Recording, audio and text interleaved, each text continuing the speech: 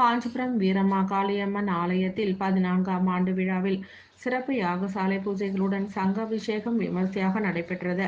காஞ்சிபுரம் பிள்ளையார்பாளையம் பகுதியில் அமைந்துள்ள பழமை வாய்ந்த அருள்மிகு வீரமாகாளியம்மன் ஆலயத்தில் கும்பாபிஷேகம் நடைபெற்று 13வது ஆண்டு நிறைவு பெற்று 14வது ஆண்டு துவக்க விழாவில் சிறப்பு யாகசாலை பூஜையுடன் சங்காபிஷேகம் விமர்சையாக நடைபெற்றது.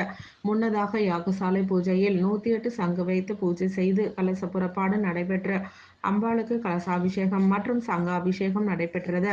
இதனைத் தொடர்ந்து கலந்து கொண்ட பக்தர்கள் அனைவருக்கும் அன்னதானம் வழங்கப்பட்டது. விழாவில் ஆலய தலைவர் வெங்கடேசன், நிர்வாகிகள் ரவிக்குமார், வேலு, முன்னாள் நகரமன்ற உறுப்பினர்கள் மற்றும் அப்பகுதி வாசிகள் ஏராளமானோர் கலந்து கொண்டு அம்பாளின் அருளை பெற்று சென்றனர்.